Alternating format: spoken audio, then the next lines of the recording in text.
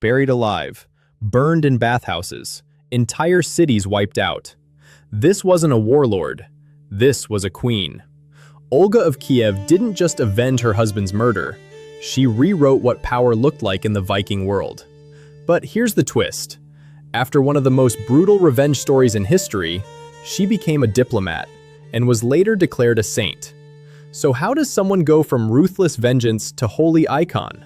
Let's go back to a time before Russia existed, when Vikings ruled the East. In the year 945, 20 arrogant diplomats sailed into the city of Kiev. They had just murdered the city's ruler, and now they were here to claim his kingdom. Their plan was to force his grieving widow to marry their prince. The widow agreed to the proposal, asking only that the diplomats allow her people to carry them, in their own boat, to her court as a sign of respect. But when they arrived, she didn't welcome them.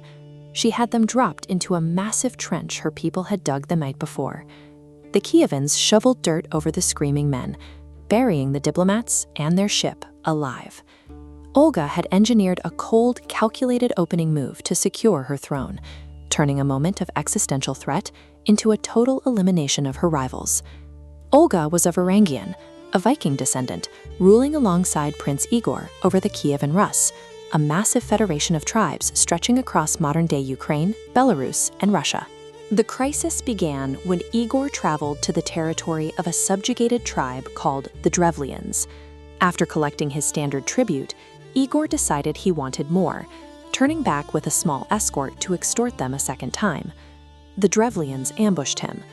To send a message, they tied Igor's legs to 2 bent birch trees and then let the trunks snap back, tearing the prince in half. Igor's death created an immediate, lethal power vacuum.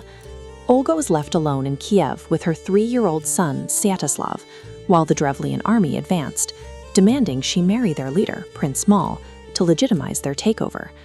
Cornered by a hostile military force and surrounded by rival chieftains waiting to see if she would break, Olga chose to speak the only language her enemies respected.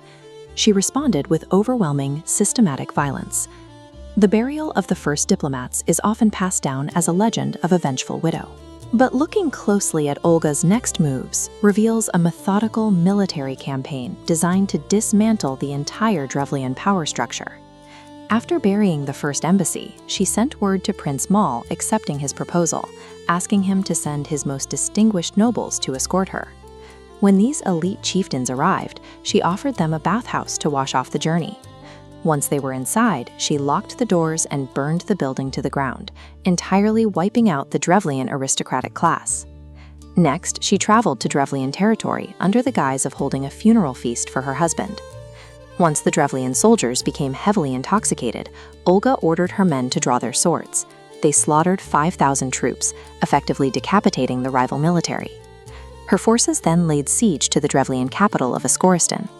After a prolonged standoff, Olga offered a seemingly generous peace treaty. She asked only for a nominal tribute, 3 pigeons and 3 sparrows from each house. Olga had her soldiers tie small pieces of sulfur wrapped in cloth to the birds' legs, set them on fire, and release them. The birds instinctively flew back to their nests in the thatched roofs of the city. Within minutes, every house in Iskorostan was ablaze. By systematically eliminating their diplomats, their nobles, their army, and finally their capital, Olga eradicated the threat to her son's rule and proved herself a highly capable military tactician. Violence had secured her borders, but Olga recognized that it couldn't sustain an empire. A federation run by constant warfare and intimidation would eventually collapse inward. This map illustrates the fatal flaw of the old economic model. It relied on a chaotic system where warlords traveled from tribe to tribe, demanding whatever tribute they felt like taking. That exact lack of structure is what brought her husband killed.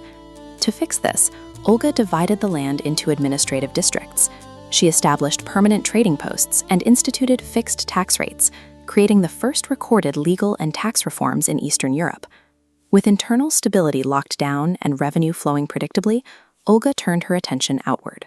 She saw that her pagan realm, despite its size, was isolated from the vast trade networks and political alliances of the wider civilized world. In the 950s, Olga traveled south to Constantinople, the capital of the Byzantine Empire and the undisputed superpower of the medieval world, aiming to negotiate a place for the Rus on the global stage. Walking into the Hagia Sophia, Olga was met with towering architecture, staggering wealth, and an organized religious majesty completely foreign to the wooden halls of Kiev. She decided to convert to Eastern Orthodox Christianity. This was a diplomatic masterstroke that opened the door to Byzantine trade agreements and powerful military alliances. But she still had to protect her independence.